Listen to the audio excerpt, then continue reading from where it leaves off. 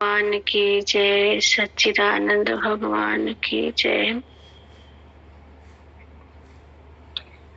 हरि कृपा तब जानी ते मानुष अवतार, अगुरु कृपा जब जानिए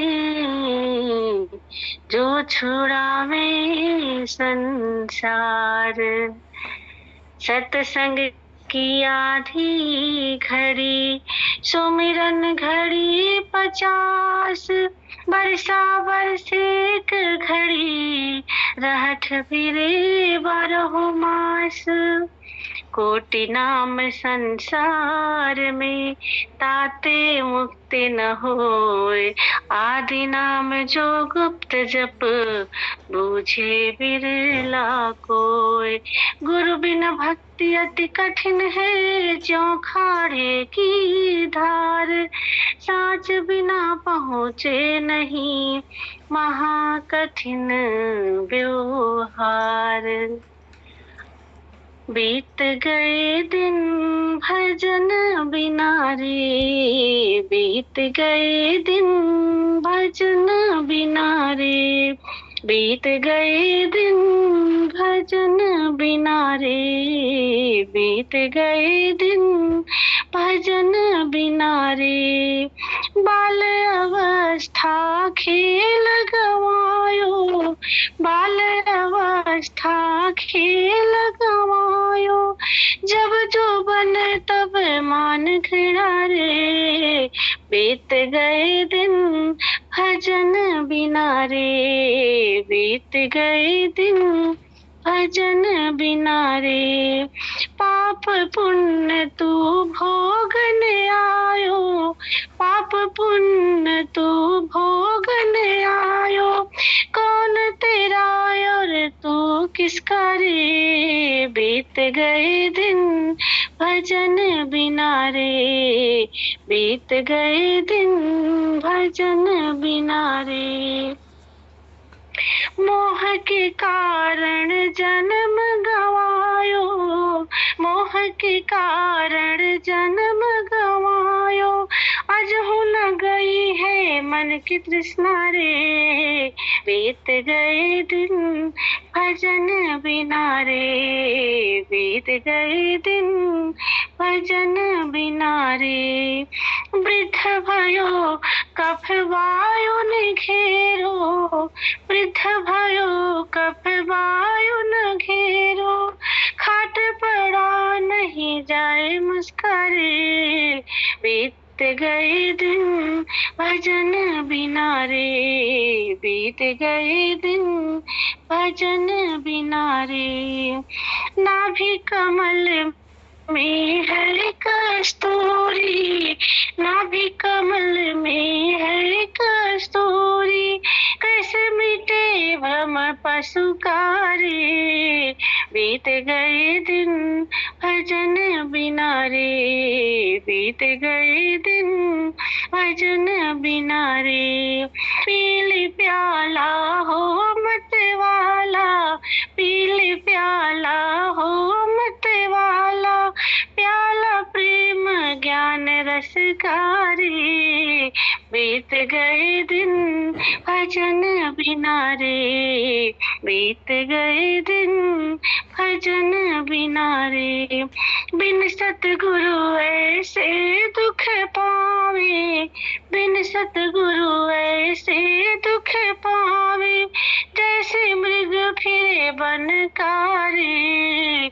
बीत गए दिन भजन बिना रे, बीत गए दिन भजन बिना रे। 184 से उबरे जो, 184 से उबरे जो, छोड़ दे नारी का चस्का रे। बीत गए दिन भजन बिना रे, बीत गए दिन भजन बिना रे। कहत कबीर सुनो भाई साधो, कहत कबीर सुनो भाई साधो, पार उतर गए संत जना रे, बीत गए दिन भजन बिना रे, बीत गए दिन भजन बिना रे। जो पल जीवे हरि को सिमर ले, जो पल जीवे हरि को सिमर ले, नख सिक भराए तन बिसकारे, बीत गए दिन भजन बिना रे, बीत गए दिन भजन बिना रे, बीत गए दिन भजन बिना रे, बीत गए दिन भजन बिना रे। बोलिए श्री सद्गुरुदेव भगवान की जय, सच्चिदानंद भगवान की जय। बड़े लेवल पे काम करने लगा कि कोई दूसरा नजर नहीं आ रहा था। तो जब दूसरा नजर नहीं आया तब जाके वो प्रकट हुआ, तब मुझे उस चीज का एहसास हुआ है जो सच है कि एक मैं ही हूँ, दूसरा कोई है ही नहीं। वो एक सत्य है, वो स्वयं सिद्ध है, स्वयं प्रमाणित है और वो सबके भीतर है। धन्यवाद, बहुत बहुत धन्यवाद गुरु जी।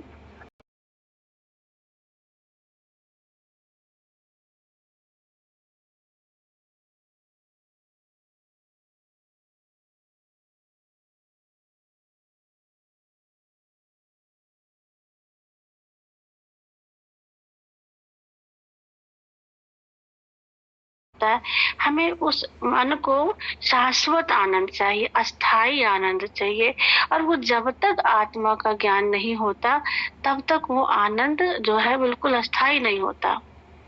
फिर तो घड़ा अपने भीतर ही फूट जाता है और अपने में ही रस बहने लगता है। तो ज्ञान ही है वो, अपनी आत्मा का ज्ञान। जितना ज्यादा हम उस चिंतन में डूबते हैं उतना ही वो प्रकट होता जाता है, उतना ही वो अनुभव में आता जाता है। बड़ी निष्ठा के साथ, श्रद्धा के साथ, सभी के प्रति सम्मान की भावना। जब हमसे कोई कुछ बताने लगे तो हमें वो पता होता था वो चीज, पर फिर भी हम इतने मासूम बन जाते थे जैसे मुझे कुछ नहीं आता, सामने वाले की खुशी के लिए। क्योंकि जब सामने वाला व्यक्त करता है कोई बात, अपनी कुछ भाव बता रहा है, तो उसको लगता है कि हम जानते हैं। तो हम जानते हुए भी अनजान बनते थे कि हाँ नहीं, इनको खुशी मिल रही है तो इनको खुशी मिले, है ना। तो हम उनकी खुशी में अपनी खुशी देखते थे। तो कहीं न कहीं बहुत सारी चीजें होती हैं कि सिर्फ अपने लिए ना सोच के अगर हम समस्त के लिए सोचने लगे ना, तो शायद परमात्मा रूपी जो आनंद है हमारे हृदय में प्रकट होता ही होता है। वो तो पहले थोड़ा थोड़ा होता है, जैसे कभी किसी की सेवा करके, किसी के लिए कुछ करके खुशी जो मिलती है वही तो है आनंद। लेकिन जब वो अतिरेक रूप में आपके भीतर प्रकट होता है तो वो आत्मा का ज्ञान है, आत्म साक्षात्कार जैसी स्थिति होती है, और फिर उस ज्ञान से हटना नहीं हो पाता। उसमें मन ठहर जाता है, विचार ठहर जाते हैं, शब्द भी ठहर जाते हैं, क्योंकि वो बहुत ही निःशब्द स्थिति है, शांत है। बस एक होनापन सा है, वो है तो सब है, ऐसा जानने में। अब वृत्ति वहां से हटती नहीं, बार बार मन चाहता है उसी में जाके डूब जाए, उसी में जाके बार बार वही चीज सोचने लगते हैं। ऐसे वो कैसे था, वो क्या था, कुछ था, बार बार उसी में मन चला। अब मन जो है जो बाह्यमुखी था, संसार में सुख लेता था, अब वो अपने आप में रस पाने लगा। तो ज्ञान का सिर्फ यही अर्थ है कि हमें भटकन हमारी बंद हो जाती है और हम अपने आप में रस पीने लगते हैं। जी, अब आप लोग भी थोड़ा सा। गुरु क्या, वो ज्ञान वही पता लगेगा, त्रिकुटी में पता लगेगा। आपने कहा था ये क्वेश्चन गलत है, गुण ही गुणों में बरत रहे हैं, तो आप इसको थोड़ा गुण ही गुणों में बरत रहे हैं, आप इसको थोड़ा क्लियर कर दीजिए। धन्यवाद गुरु जी। जी, जैसे कि आपका प्रश्न है कि इंद्रियां हैं, इंद्रियों में बरत रही हैं, तो यही वार्तालाप हुआ था कि इंद्रियां इंद्रियों में वर्त नहीं रही हैं। हाँ, यदि आप या कोई सज्जन या महापुरुष ये मानते हैं तो सबसे पहले बुद्धि, बुद्धि के अहंकार, अहंकार के बाद बुद्धि, बुद्धि के बाद मन, मन के बाद में ज्ञान इंद्रिय, ज्ञान इंद्रियों के बाद में कर्म इंद्रिया। ये एक चैन है। इस चैन के द्वारा आत्मा का समस्त कार्य संपन्न होता है, चाहे भोग का कार्य हो, चाहे वासना का कोई कार्य हो, चाहे अध्यात्म का कोई कार्य हो। समस्त कार्य इंद्रियों के थ्रू संपन्न होता है। लेकिन इंद्रियां इंद्रियों में वर्तती नहीं है, यानी इंद्रियां इंद्रियों से व्यवहार नहीं करती। लेकिन गुण ही गुणों में बरत रहा, व्यवहार कर रहा है। गुण ही गुणों में इस तरह से हो रहा है कि जैसे चेतना अहंकार को प्रेरित करता है,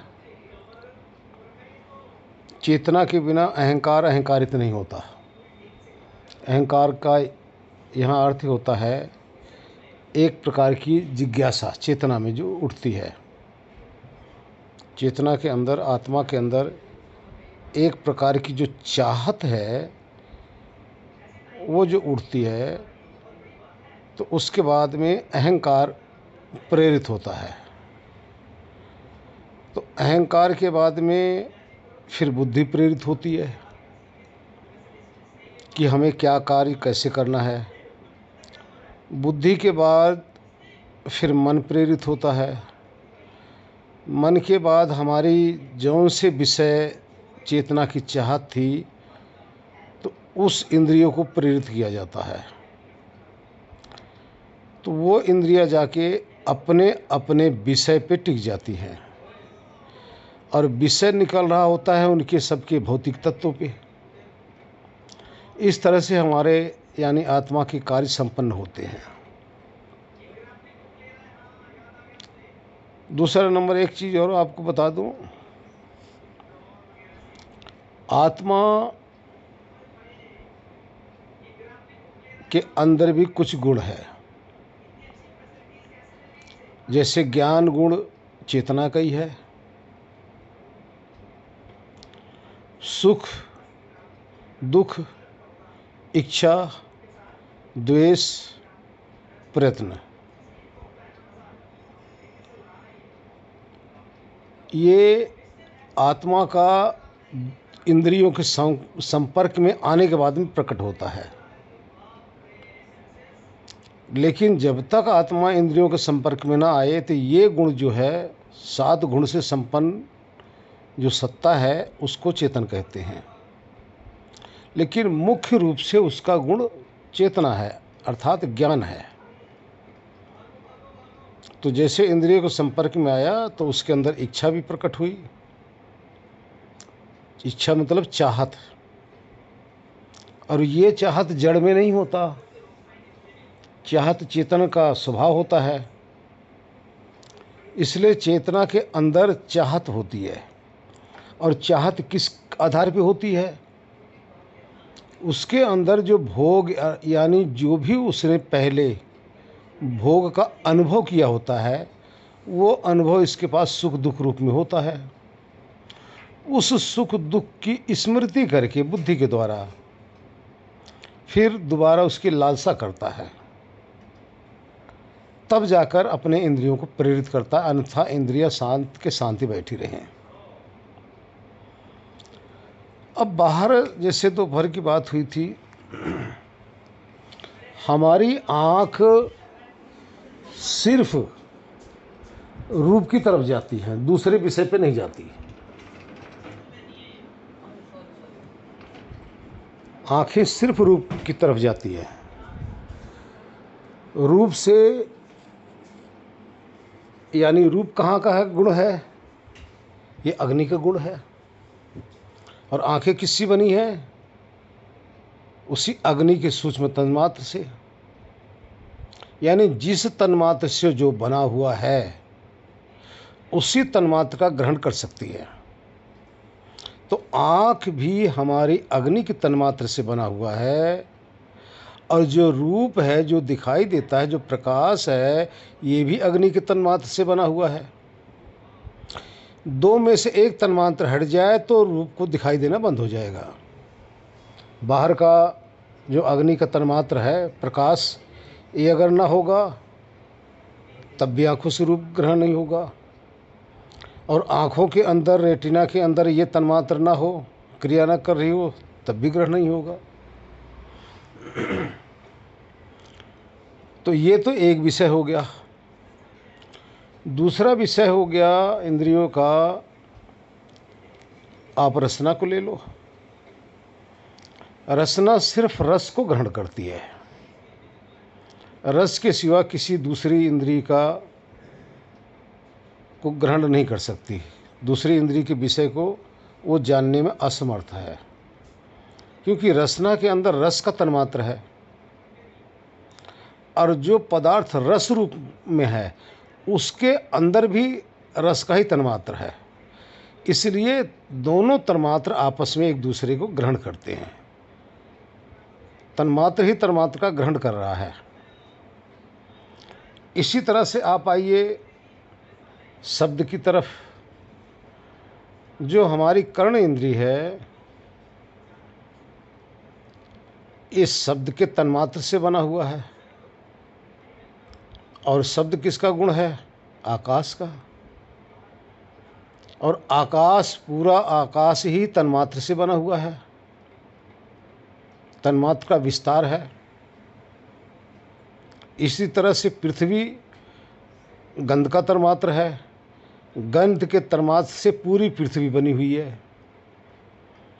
अग्नि, सूर्य रूप का तन्मात्र है, रूप के तन्मात्र से पूरा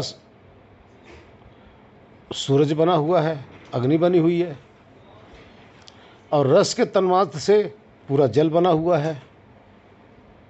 तो भौतिक तत्वों का जो तन्मात्र है, उसी के तन्मात्र से हमारी पांचों ज्ञान इंद्रियां बनी हुई है। तो ज्ञान इंद्रिय हमारी अपने अपने तन्मात्र का ही ग्रहण कर पाती हैं, ये एक दूसरे का ग्रहण नहीं करती।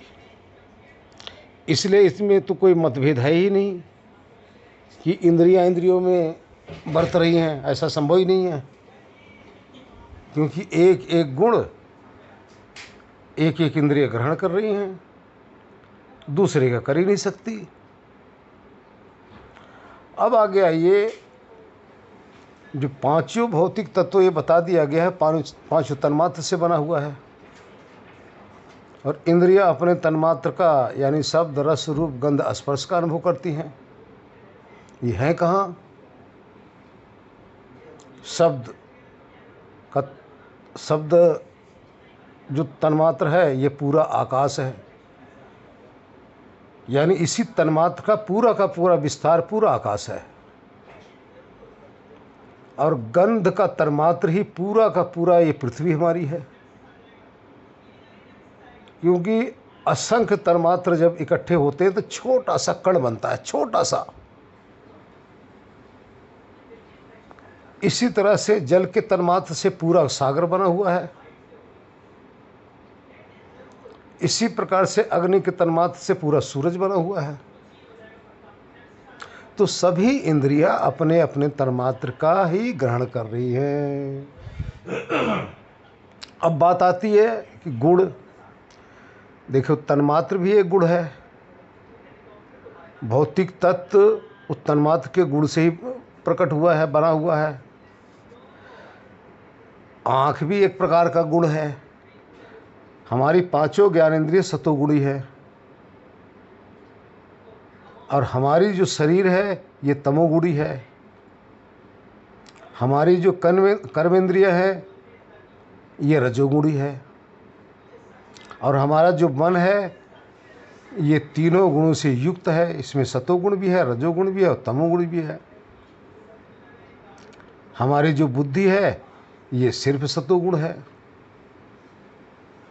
तो अब देखिए, जब आत्मा वहाँ प्रेरित करता है तो पहले एक इंद्रिय, फिर दूसरा, फिर तीसरा, और फिर इंद्रियों को जब हमारे ज्ञान इंद्रियों को प्रेरित करता है तो ज्ञान इंद्रियां जाके अपने ही अपने गुणों को ग्रहण करने लग जाती हैं। इस तरह से गुण ही गुणों में बढ़त रहा है। यानी गुण ही, देखिए, आँख अपने ही गुण को ग्रहण कर रही है, दूसरे के गुण को नहीं। पांचों इंद्रियां अपने अपने गुणों को ग्रहण कर रही हैं। इस तरह से सृष्टि का कार्य हो रहा है। अब इसके पीछे आत्मा ये गुण ग्राहक नहीं है, गुण ग्राहक हमारी इंद्रियां हैं। और जो हमारी जो कर्म इंद्रियां हैं, ये कर्म की तरफ प्रेरित होती हैं, ये रजोगुणी है, अर्थात क्रिया स्वरूप है। इनके द्वारा चेतना अपना समस्त कार्य संपन्न करता है।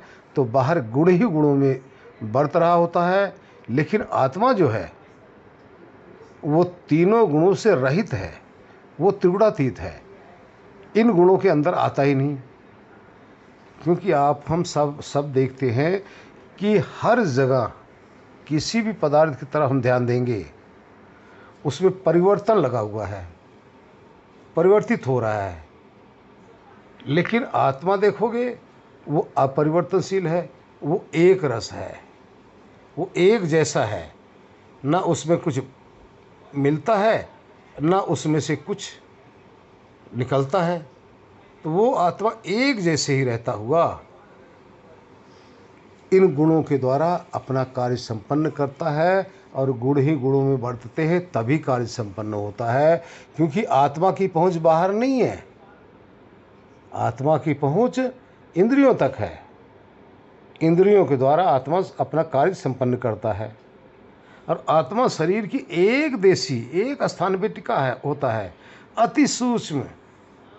बताया गया ना कि सुई का भी हजारों भाग से भी अति सूक्ष्म आत्मा है। इन्हीं सब यंत्रों के द्वारा से वो बाहर बिखरा रहता है, अपना कार्य करता रहता है। अब हम आप सबको ले लो, कहाँ कहाँ कौन कौन है शायद पता भी नहीं। लेकिन ये जो यंत्र है मोबाइल वाला, इसी यंत्र से सारे बैठ के अपने अपने घर के अंदर, अपने अपने बेडरूम में, अपने अपने बेड पे बैठकर एक दूसरे से वार्तालाप कर रहे हैं ना। इसी तरह से आत्मा शरीर के अंदर एक देशी है, वहाँ बैठकर इन इंद्रियों के झरोखे से सारा कार्य अपना संपन्न करता है। हरिओम। थोड़ा क्लियर करिए ना, अच्छा रहेगा। जी जी। देखिए, जिस समय हमारी इंद्रियां जागृत स्थान पे आती हैं, यानी गर्दन से ऊपर जब पहुंचती हैं, जब अपने अपने गोलक के अंदर इंद्रियां जब बैठ जाती हैं, सूक्ष्म इंद्रियां अपने अपने मांस के लोथड़े के अंदर, तब जाकर इनका कार्य अपने अपने विषय का ज्ञान कराना शुरू कर देती हैं। तो उस समय त्रिपुटी के पीछे आत्मा बैठ जाता है, तब जाके ज्ञान कर पाता है। जब तक आत्मा त्रिपुटी के पीछे नहीं होगा, तब तक इन इंद्रियों का ज्ञान उसको नहीं हो पाएगा। तो अब ये आत्मा का जागृत स्थान है, ध्यान रखना, आत्मा की अवस्था नहीं है, आत्मा का जागृत स्थान है, लेकिन इंद्रियों की जागृत अवस्था है। अब इसका नाम है जागृति, इसको कहते हैं जागृत अवस्था। जब इंद्रियां हमारी अलर्ट रहती हैं तभी इसको जागृत अवस्था कही जाती है। इंद्रियां बेहोश रहती हैं तो उसकी सुषुप्त अवस्था कही जाती है। तो अब जागृत अवस्था जब हमारी इंद्रियों की होती है, तब आत्मा इस जागृत इंद्रियों की अवस्था के पीछे बैठकर, मध्य में बैठकर सभी इंद्रियों से सारा ब्यौरा लेता रहता है। तो इस समय होता है त्रिपुटी के पीछे, ठीक है जी। इस समय बाहर का सारा ज्ञान होता है, और इस समय ये स्थूल शरीर में रहता है। सूक्ष्म शरीर, सूक्ष्म इंद्रियां स्थूल गोलक के अंदर विद्यमान रहती हैं।